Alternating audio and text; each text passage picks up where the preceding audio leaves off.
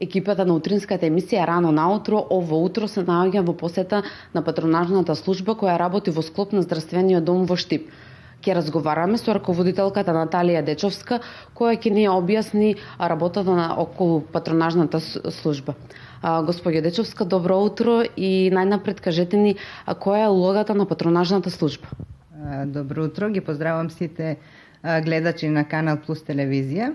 Навистина ни причинува чест и задоволство што дојдовте тука кај нас да видите што работиме, која е нашата улога во здравствениот систем, значи на Република Македонија и во здравствениот дом.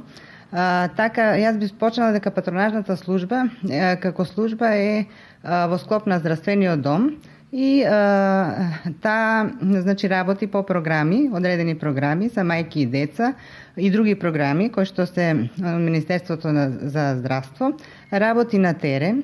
Значи таа е една врска помеѓу семејствата и здравствената установа, бидејќи нашите корисници се семејствата и сите оние кои што живеат во тие семејства, почнувајќи значи од бремени жени, родилки, потоа новороденчиња, мали деца, жени во репродуктивен период, потоа стари лица и хронични болни и сите оние корисници и семејството секако како целина. Инаку патронажната служба се ја сочинуваат медицински сестри или патронажни сестри, работат во неа и секоја сестра си има свој микрореон или терен каде што се грижи за тие семејства кои што живеат во тој терен. Инаку ја фаќаме општина Штип и општина Карвинци и доколку ги погледнеме последните проценки на населението во Република Македонија од 2016 година, ќе видиме дека во општина Штип значи живеат околу 50.000 жители, околу 5.000 жители на општина Карвинци, така да секоја сестра доколку поделиме значи се грижи на околу 7 до 10.000 жители, што е многу. Инаку нормативот за една патронажна сестра е од 3 до 5.000 жители или неколку илјади семејства.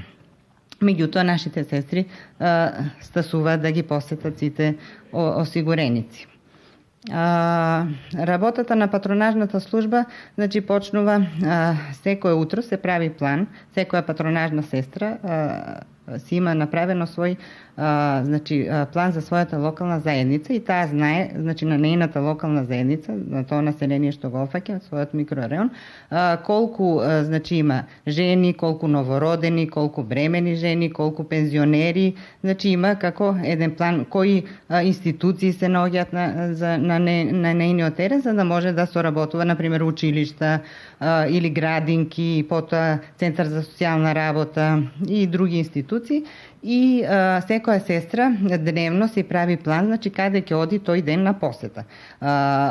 Времето за правење на планот е околу 2 часа, значи и си пишува, си води своја евиденција каде ќе оди денеска.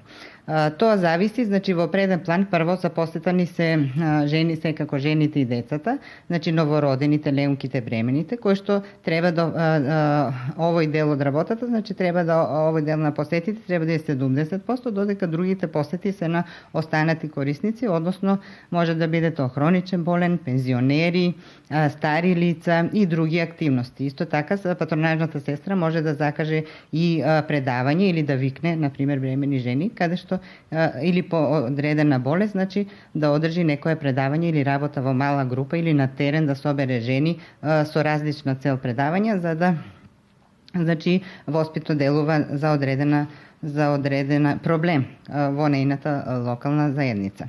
Потоа се оди на терен, значи на терен се оди околу 6 часа, 5 до 6 часа и во зависност од посетата си има изготвено стандарди и нормативи колку треба да трае таа посета во однос на тоа за планирање на посетата, потоа извршување на посетата и секако крајниот дел, односно евалуирање на посетата и запишување во регистрите, во компјутерската база, бидејќи знаеме дека се компјутеризираше евиденцијата за значи водењето на евиденцијата и наредниот дел, значи пак се прави, дневно се прави план за работата. Кажете ни како изгледа посетата кај повозрастните лица. Што се случува кога патронажната сестра ќе појде да ги посети тие лица? Добро, освен што работиме, како што ви реков, на нормална работа, значи ние работиме на повеќе проекти од Министерството за здравство во последните неколку години. Она што вие го кажавте, посета на повозрастни лица, тие посети ни се по налог, значи добиваме список од Министерството за здравство, од базата Мој термин, за посета на одредени категории на лица. Значи, во тек е 7-миот бран на домашна визита, тоа е така наречен проект домашна визита. Во првите неколку фази, етапи, ги посетивме, значи имавме посета на стари лица над 80 години, потоа посета на хронични болни од кардиоваскуларни заболувања, потоа посета на луѓе кои што се, значи, под ризик и приматели на туѓа нега. Имавме посета на луѓе кои што се заболени од мускулни заболувања и последниот бран е посета на, значи 7-миот во тека, тоа е посета на пензионери. Инаку во последниот во тек е тој ви реков, до сега имаме посетено околу 4000 пензионери, каде што обемот на посети е околу 70%, мислам 20% не можеме да ги најдеме, бидејќи некои се иселени, несменети адреси или пак не се тука моментално, се на гости и така натаму, меѓутоа тоа е голем офпад, 70 и нешто посто од посетените пензионери. Инаку, сите кај посета на стари лица, значи ние мериме, целта на посетата е да се откријат одредени заболувања, потоа има стари лица кои што се неподвижни, кои што не можат да отидат на својот на матичен лекар, и затоа тука кои што се осамени, например, и многу се важни тие посети, навистина не сме добро прифатени од популацијата. Целта на посетата, значи, се врши разговор, потоа се мери крвен притисок, се мери шекер во крвта и масноти во крвта и во зависност од добиените резултати, значи, се укажува, се дават совети на старото лице за да, например, кај одредени стари лица сме пронашле и зголемен шекер, иако претходно, значи, не знаеле дека боледуваат и тогаш ги упатуваме кај нивниот матичен лекар за да си направат контрола во лабораторија и доколку има потреба лекарот назначува терапија. Исто така кај одредени луѓе, значи многу често се случува иако имаат препишана терапија од матичните лекари да не ја пијат редовно терапијата и тогаш ние даваме совет, има стари луѓе кои што имаат многу висок притисок бидејќи нередовно ја пијат терапијата. Исто даваме совети колку е значајно редовното пиење на терапија за крвниот притисок и повторно, значи, даваме совет да се оди редовно на лекар. Тоа е целта на посетата, значи превентивни прегледи со цел откривање на заболувања, со цел исто така многу е важен разговорот за старите луѓе, значи некој да дојде да ги посети, да им каже добар збор, сите знаеме дека какво е денеска времето, колку сме сите зафатени, колку малку време имаме да им посветиме на тие стари луѓе.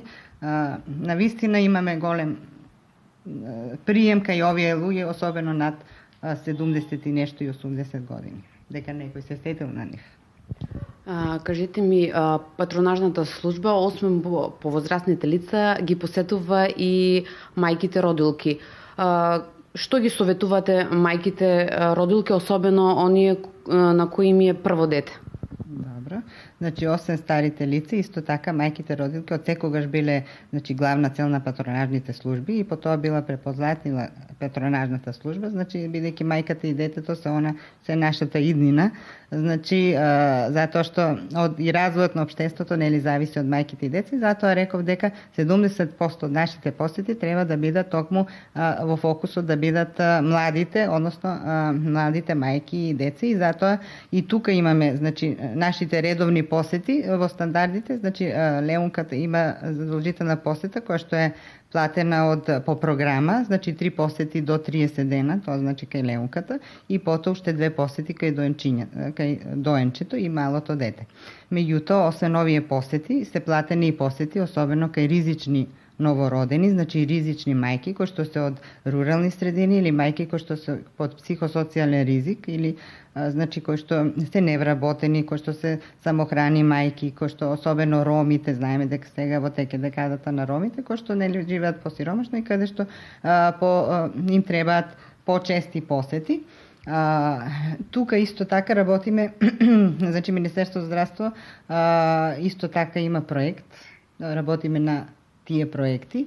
Тоа е проект за намалување на смртноста на доенчињата, на смртноста кај доенчињата и кај мајките, при што патронажната служба е активно вклучена, значи во делење на фолна киселина кај сите бремени жени, кои што ќе добијат потврда од својот матичен гинеколог бесплатно. Значи, инаку овие таблети кога ги купуваат, нели, се имаат цена, како да ви кажам, значи во првото тромесечие од бременоста, секоја бремена жена треба да прима фолна киселина и јод како превенција од тие нервни заболувања кај бебето, и што е многу корисно, и затоа Министерството за здравство, значи овој проект започна, веќе трае 1 година, имаме добар одзив, имаме добра соработка со матичните гинеколози кои што им издаваат потврди на сите бремени жени, и тие доаѓаат кај нас, ние ги посетуваме и им даваме, значи, фолна киселина и јод, им даваме совети. Тоа е многу значајно, бидејќи во првите тромесечја од бременоста се формира плодот и многу се важни советите кои што ги даваат и гинеколозите, но и ние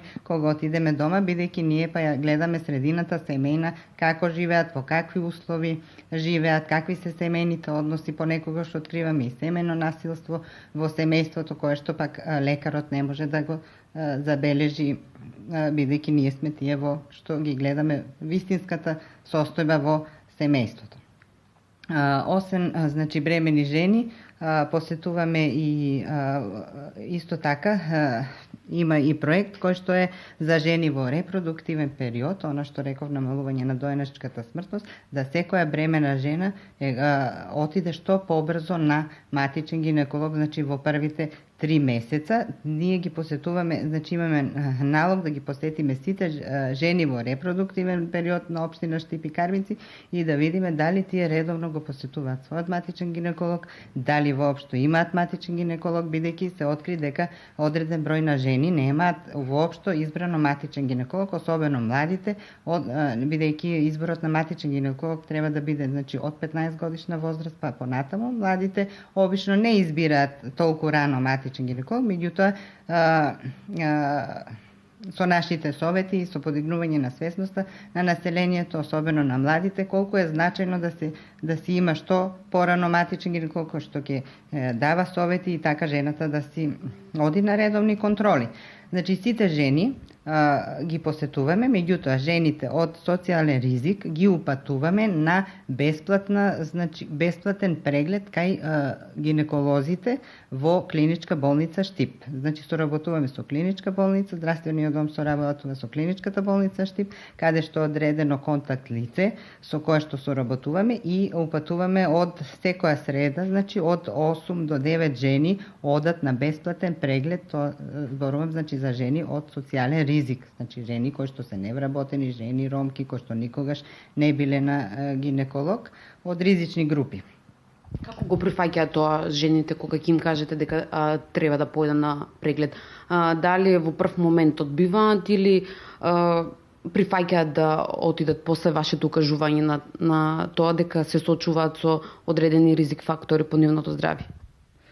Па видите, различни се причините зашто некој не е отишол на гинеколог. Значи, може би немал добар пристап кај жените кои што се далеку, значи над 30 километри или тоа. Може би немале средства, некогаш кажуваат дека немале нели доволно средства за да отидат, тоа се нивните, или имаат повеќе деца па не можат да ги остават па да отидат. Значи, после нашите, особено е ова добро припатило бидејќи е, значи, бесплатно и бидејќи имаат, значи, понудено бесплатен преглед кај жените што се од социјално нели ранливи, иако секој преглед кај гинеколог знаеме дека е бесплатен, и сега по новото, нели, од нова година за секоја бремена жена бесплатни се прегледите кај матичниот гинеколог, меѓутоа има жени што од различни причини не отишле. Некои па и не сакат да изберат матичен гинеколог, сакат да си одат на приватна клиника. Тоа е, например, се почитува и тоа е нивно право. Меѓутоа, критични се оние жени кои некои, например, не знаеле дека се бремени и затоа не отишле во првите 3 месеца. Например, и тоа има. Зависи од случај до случај. Меѓутоа, добро е прифатено. Овој проект е за сега добро прифатен и жените сакаат да одат, например. И сега имаме и матичните гинеколози ги викаат, нели, писмено, тие се грижат исто така за жените, така да една софтна акција се надеваме дека ќе придонесе за намалување на доенечката смртност. Значи сите фактори треба да се вклучени за да се, како што е патронажната служба, како се матичните гинеколози, па и самата средина, работните, невработеност, се влијае за да се намали вработеноста, да се намали.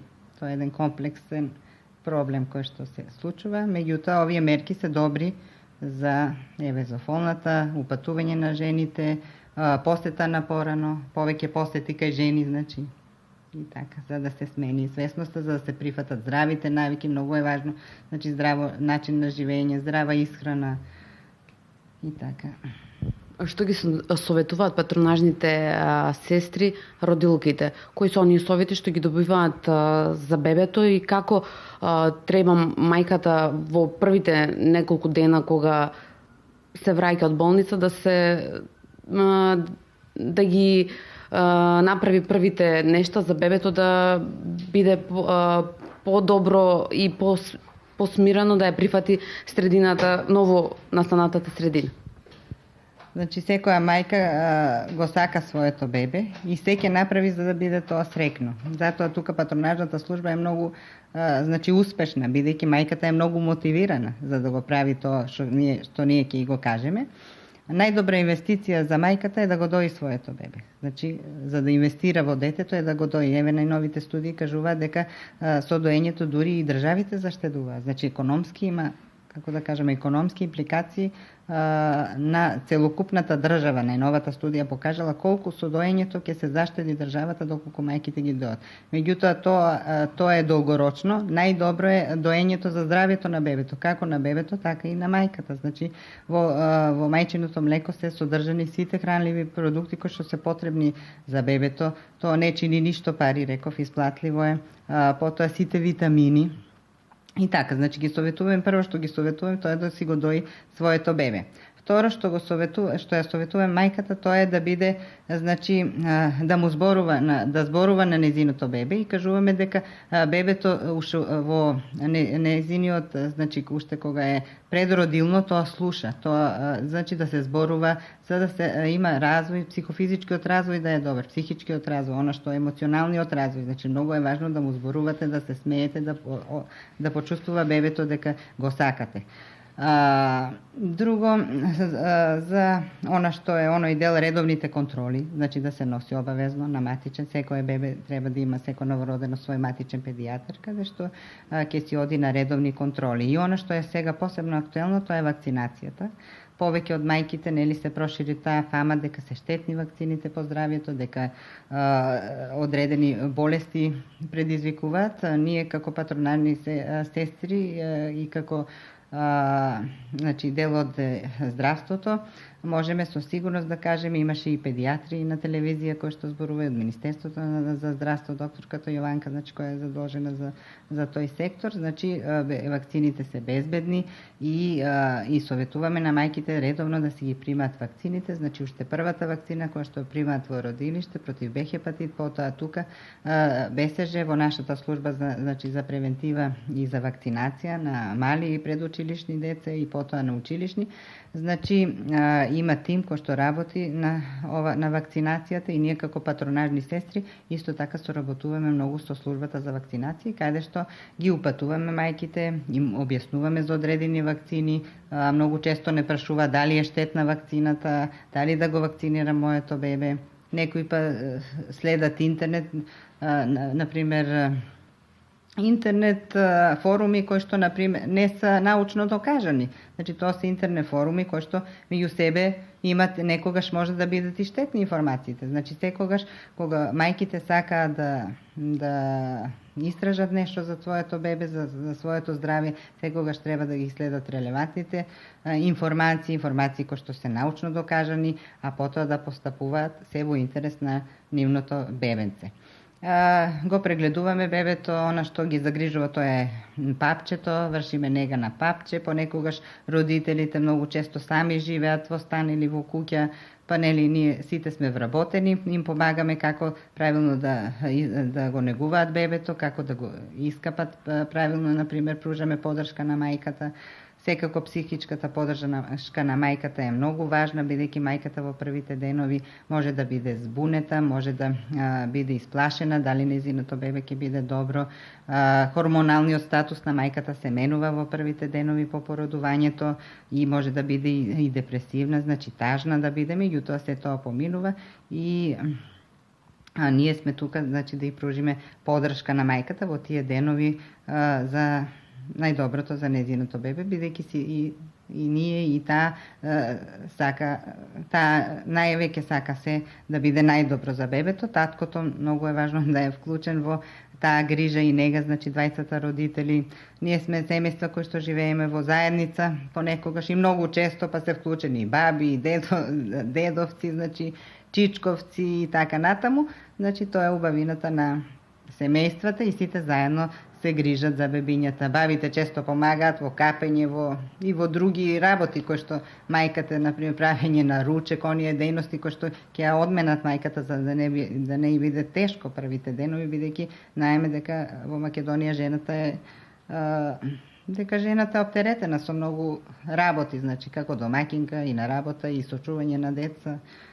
Меѓутоа се менува времето, па сега гледам дека и татковците многу често помагаат во менувањето на пелени, во негата, во грижата, во капењето, во шетањето на бебето и така натаму. А како постапувате со оние мајки кога ќе утврдите дека се наоѓаат во постпородилна депресија?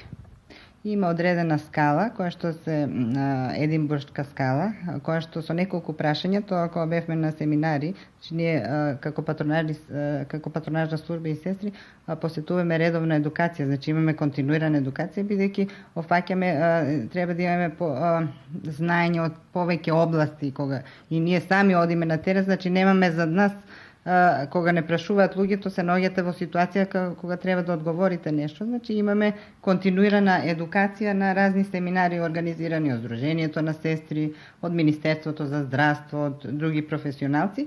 Значи една од тие скали, единбуршката скала, која што со неколку прашања може да процените лесно дали мајката има некоја депресија, дали има депресија или не. Во првите знаеме дека во првите денови е нормално, беби блуз се вика таа депресија, значи е нормално да се јави кај мајката тага, меѓутоа доколку понатаму мајката се чувствува тажно или не сака да се грижи за своето бебе, значи тоа се препознаваат тие искусна патронажна сестра, дури со самиот разговор препознава дали мајката има знаци на постпородилна депресија и таа мајка ќе биде упатена, значи, кај својот матичен гинеколог или матичен лекар кој понатаму може и доколку процени, значи тоа е негова работа да ја упати на психолог, значи со разговор за да се надмине тој проблем.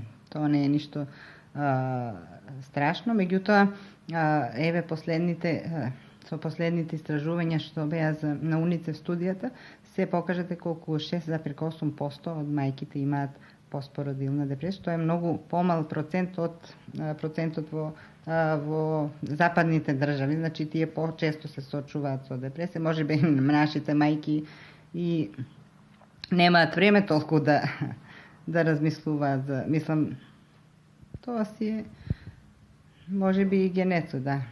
И за крај кажете ни на кои се проекти во 2016 година ќе работи патронажната служба? Еве ги спомнав неколку од нив, значи освен редовната работа, ви реков тоа е проектот за домашна визита, значи посета зависно од министерството ни праќаат кои категории на осигурување, во теке ви реков за пензионерите, значи стари лица над 65 години, пензионери. Потоа тоа е проектот за жени, кој што фаќа жени. Тоа се ви кажа за фолната киселина кај бремените жени и за жени во репродуктивен период. Потоа во текот на цела година, на секој 2 месеци, има програма Здравје за сите. Се вика, таа програма подразбира значи учество на патронажните служби и сестри заедно со лекар, обично рурален, тој што оди во рурална средина. Значи се прават акции здравје за сите, каде што се мери значи шеќер, пак истогликемија и тоа, меѓутоа во одредени рурални средини се собираат сите. Значи се отвара пункт каде што се мери тежина, висина, потоа се делат совети, флаери и целта на овие акции исто така се превентивни за да се запознае населението со принципите на здрава исхрана, со принципите на водење на правилен живот и редовно контролирање на своето здравје. Исто така и овие акции имаат за цел доколку се откријат лица, бидејќи ги вклучуваат сите и помладите. Знаеме дека помладите ретко сакаат да одат на лекар, бидејќи се чувствуваат здрави. И понекогаш откриваме и во овие акции, значи откриваме луѓе кои што воопшто не знаеле дека имаат покачен крвен притисок или покачен шеќер во крвта. Можеби па тоа и било моментално, па потоа нивниот матичен лекар ќе открие дали воопшто имале покачен притисок или и натаму тој си ја презема, меѓутоа ние ги упатуваме. Значи летно време, кога доаѓа летното време, тоа се акциите топлотен бран се вика, значи тие се отвара пункт зависно од температурите, значи Министерството за здравство по нивна укажуваат кога да се отворат овие пунктови, обично се од месец јуни, кога нели Македонија навлегува во жолтата фаза и портокалова фаза на температурен на топлотен бран и секогаш има пункт кој што на различни места во Штип, а може и во општина Карвици, кој што на овој пункт исто така се вршат превентивни прегледи и понекогаш се даваат и ладни напитоци за да се освежи населението кое што понекој морало да излезе надвор. Тоа се тие акции и ги мислам сите акции, освен што си ја работиме нашата работа. Сега имавме и проект со општина Штип, со општо корисна работа беше проектот и здравствениот дом во соработка со општина Штип беа вклучени 3 сестри кои што тука 6 месеци ни помагаа, значи работеа и се запознаа со работата и на патронажната служба. Овој проект заврши, меѓутоа се надеваме дека можеби и пак тој проект беше од UNDP, значи во соработка со општината и со здравствениот дом. Многу ни беа од користи тие колешки, бидејќи ви реков за територијата која што ја покриваме, имаме помал број на сестри од предвиденото. Господја Дечовска, јас ви благодарам за одвоеното време што бевме ваши гости и ги запознаевме нашите гледачи околу работата на патронажната служба. Ви благодарам и на вас, поздрав до сите гледачи и се надевам дека ќе се гледаме за убаво и понатаму.